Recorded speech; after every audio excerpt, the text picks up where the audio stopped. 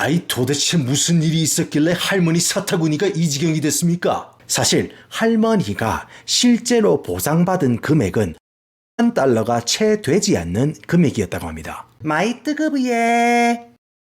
한국에 계신 여러분들도 미국은 정말 소송의 나라라고 불릴 정도로 법적 소송이 굉장히 활발한 나라라고 익히 알고 계실 겁니다. 그만큼 황당하고 사소한 일로 소송이 많은 게 미국인데, 이렇게 미국의 소송 문화에 대한 이야기가 나올 때 항상 빠지지 않는 소송 케이스가 있습니다. 바로 커피가 너무 뜨거워서 굴지의 글로벌 초거대 기업 맥도날드를 상대로 소송전 다이다이에서 승리하고 그 대가로 $290만, 즉 한화로 41억을 시원하게 땡긴 스텔라 리벡 할매의 이야기입니다.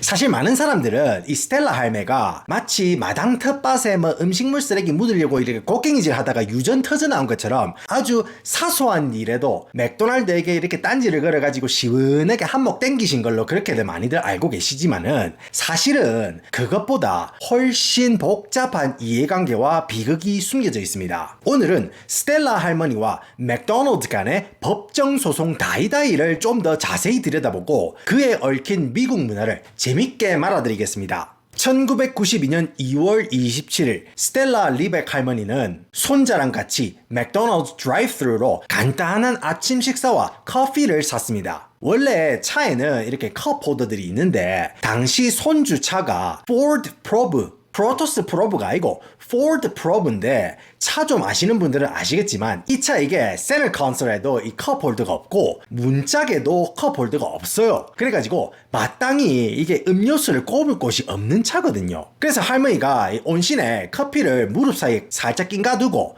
손자가 이제 운전을 해야 되니까 점원이 건네준 음식 봉투를 건네받은 다음에 음식 봉투를 한쪽으로 치우고 공간을 만드셨거든요. 그리고 난 다음에 할머니가 커피 뚜껑을 열려고 하는데 어쩌다가 커피를 쏟으신 겁니다.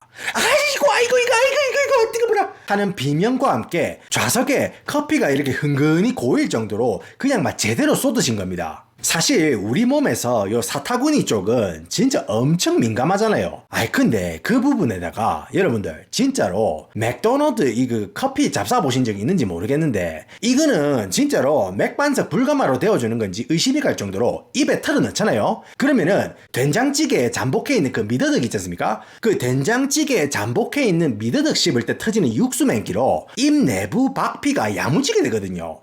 엄청 뜨겁습니다. 그것도 그런 것이 당시에 맥도날드 이 정책상 커피가 82도에서 88도 사이 이 정도에서 판매가 됐습니다. 그러니까 이게 엄청 뜨거운 겁니다.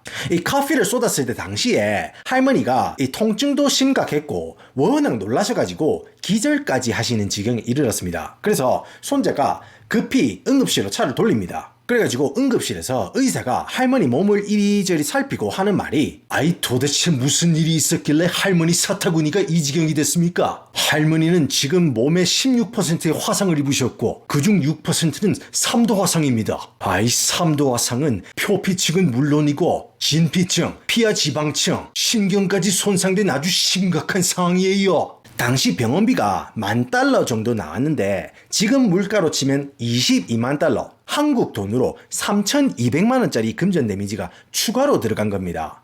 지금부터는 편의상 그냥 그 당시 돈으로 말씀드릴게요. 그래서 할머니는 맥도날드 본사에 편지를 보내기로 합니다. 커피가 너무 뜨거워서 다른 사람들도 나 같은 피해를 입을 수 있는 거니까 온도를 좀 확인해 보시면 좋겠다. 그리고 정신적 보상, 무형의 피해까지 보상해 달라는 건 아니고 병원비가 $1,000만 정도 나왔는데 이거 정도는 지원해 줄 수 없겠냐고 이렇게 건의하는 편지를 보내십니다. 그리고 맥도날드의 답변이 왔습니다. 그런데 $800, 그러니까 80만원 정도로 쇼부를 보고 싶어 하는 겁니다. 아무리 그때가 90년대지만은 맥도날드는 그 당시에도 전 세계적 굴지의 대기업이었거든요. 근데 80만원? 장난 똥 때리는 것도 아니고, 당근에서 내고 할 때도 그렇게 후려치지 않는데 맥도날드가 맥도날드가 80만 원을 부르는 겁니다. 할매가 그거 듣고 기가 차가지고 발만 동동거리시다가 이거 도움을 좀 받아야겠다 했는데 할머니가 평생 고소를 한 번도 해보신 적이 없는 겁니다. 그래서 주변에 이렇게 변호사를 알아보다가 켄 와그너라는 변호사에게 이 사건을 맡깁니다. 근데 할머니는 재판 전에도 웬만하면 그냥 뭐 서로 얼굴 붉히는 거 없이 합의를 하자고 2번이나 합의 요청을 맥도날드 측에 했는데 맥도날드는 2번 다 거절합니다. 그래서 와그너 변호사와 맥도날드 측 변호사 트레이시 쟁스는 법정에서 서로의 입장을 재판관에게 설명하기 시작합니다. 제 의뢰인은 맥도날드 커피를 구매했습니다. 그리고 별다른 특별한 목적 없이 의도된 대로 사용을 했습니다. 그런데 커피가 지나치게 뜨겁고 위험합니다. 그의 맥도날드 측 변호사가 변호사라는 사람이 커피가 뭔지 몰라? 압니다. 너무 잘 알지요. 커피는 많이 뜨거워예. 그리고는 1983년부터 1992년까지 맥도날드 커피로 화상 입은 사람들의 목록을 제출했는데 700명이 넘는 사람들이 이미 피를 봐온 겁니다. 존경하는 재판장님, 맥도날드는 자신들이 위험한 커피를 만들고 있다는 걸 충분히 알고도 소비자들에 비해 무관심한 태도로 일관하고 온도를 낮추지 않았습니다. 존경하는 재판장님, 커피 2,400만 잔당 한 번 꼴입니다. 지극히 미비한 수치죠. 그리고 할머니 개인의 부주로 스스로 커피를 쏟은 것은 개인의 책임입니다. 또 맥도날드의 커피가 다른 식당의 커피보다 더 뜨거운 것도 아닙니다. 현재 산업표준에 맞는 온도로 커피를 제공하고 있는 것이죠. 이런 맥도날드 측의 완강한 반론에 전세는 맥도날드 쪽으로 기울어지기 시작합니다. 그런데 피고 몸에 화상 흔적이 이래 있는데도 잡아떼기가? 와그너 변호사는 배심원단에 할머니의 화상 피해 사진을 전달하게 됩니다. 사진에는 할머니의 다리 옆부분의 피부를 사타구니 화상 부위에 이식한 충격적인 증거가 담겨져 있었습니다. 그날 이후 7일간의 공방전 끝에 배심원단은 만장일치로 스텔라 할머니에게 20만 달러의 보상금을 지급하기로 결정합니다. 근데 할머니도 어느 정도 책임이 있으시니까 DC해가지고 16만 달러로 깎아서 그렇게 지급을 하기로 합니다.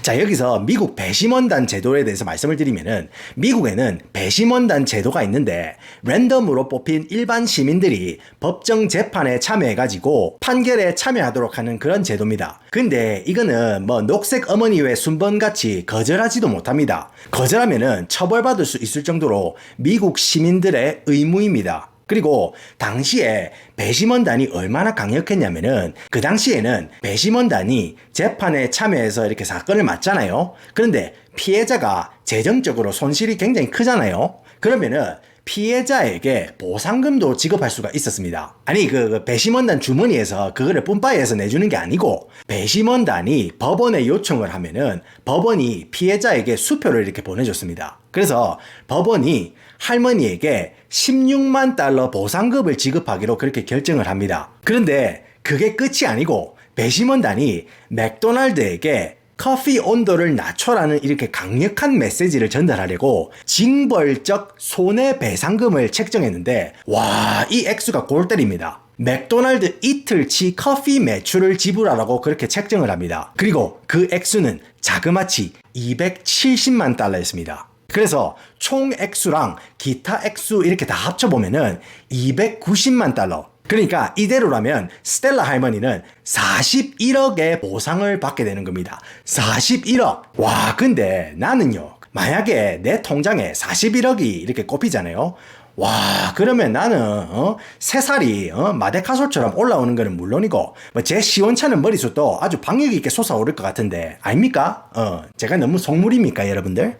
그런데 이렇게 속물 같은 생각을 하는 사람은 밑돌새뿐만이 아니었습니다. 다음날 신문에 맥도날드가 게임값으로 290만 달러, 즉 41억을 물어야 한다는 기사가 대서특필됩니다. 그리고 전 세계의 기자들이 할머니에게 인터뷰 요청을 합니다. 그 후로 할머니의 얼굴이 담긴 기사가 전 세계에 퍼지는데 문제는 그런 기사들이 할머니의 피해 규모와 심각함이 얼마나 되는지에 집중하기보다 할머니가 받게 될 41억에 초점이 맞춰지고 신문 헤드라인에는 커피가 뜨거워 41억 땡긴 여자 이렇게 기사로 실렸습니다. 그런데 자세한 내막을 읽어본 사람은 드물었고 여론은 마치 할머니가 사기를 쳐서 41억을 받게 된 것처럼 진실이 왜곡되고 호도되기 시작합니다. 아니 커피 그게 뜨거운 거 당연한 건데 그거를 허벅지에 끼우고 운전을 했다고? 지가 잘못한 거 아니냐? 아니 적반하장도 유분수지. 그걸 가지고 맥도날드를 고소해서 41억을 뜯었다고? 할매 돈 떠그른 거 아니냐? 이야기가 퍼져가면 퍼져갈수록 할머니는 피해자에서 피의자가 되어가고 있었습니다. 그런데 여기서 진실을 말씀드리겠습니다. 사실 할머니가 실제로 보상받은 금액은 50만 달러가 채 되지 않는 금액이었다고 합니다. 290만 달러 그거는 배심원들이 판단해서 제안한 금액이지 실제로 할머니가 수령했던 금액은 아니었던 겁니다. 그리고 그 맥도날드 그 인간들이 가만히 앉아서 그 큰 돈을 넘겨주겠습니까? 항소하고 재심 청구하고 난리를 쳤겠죠, 그죠? 그래서 실제로 할머니가 보상받은 금액은 5억이 조금 넘는 금액이었습니다. 뭐 5억이 작은 돈 아니죠, 그죠? 큰 금액인데 할머니가 엄청 많이 다쳤어요. 예, 그래가지고 그런 사실을 아는 사람은 거의 없고 도리어 사람들이 생각하기에 불쌍한 거는 할머니가 아니고 맥도날드가 된 겁니다. 이 사건을 계기로 미국 배심원 제도의 허점이 드러났고 시스템도 수정되었습니다. 일단 배심원들이 법적 지식이 다소 부족한 일반 시민들이기 때문에 손해배상금 책정을 그냥 막 회사 법인카드 꺾듯이 막 써서 제출하니까 미국의 여러 주에서는 손해배상금 상한선을 도입했습니다. 그러니까 전에는 이 법인카드 딱 주니까 점심으로 막 파인다이닝 가가지고 막 한 젓가락 때리는 거 이제는 기사식당 돼지불백 정식선에서 해결하라 이 말입니다. 또 맥도날드 이 커피는 약 12도 정도 낮은 온도에서 판매되게 되었습니다. 마지막으로 여러 기업들에게는 아니 사람 몸 16%가 3도 화상으로 녹았는데 보상금 80만 원으로 쇼부 보려는 그런 양아치 짓은 앞으로 하지 않는 것이 좋을 것이라고 경고의 메시지도 전달합니다. 그래서 그 이후로 미국 사회에서 미국 기업들이 소비자들의 목소리에 더 귀를 기울이기 시작한 그런 전설적인 케이스가 되었습니다. 그래서 여러분들 미국 가보시면은 고객이 이렇게 컴플레인을 하면은 그냥 뭐 음식을 새로 만들어주거나 아니면은 빠르게 점장선에서 고객의 요구를 들어주는 그런 문화가 자리 잡혔습니다. 스텔라 할머니는 평생 41억 받아먹은 할머니라는 오해와 조롱 속에 사셨고 2004년에 91세의 연세로 세상을 떠났습니다. 여러분들은 스텔라 할머니와 맥도날드 커피 이야기 어떻게 생각하시는지 댓글로 남겨주시고 오늘도 제 이야기 들어주셔서 감사합니다.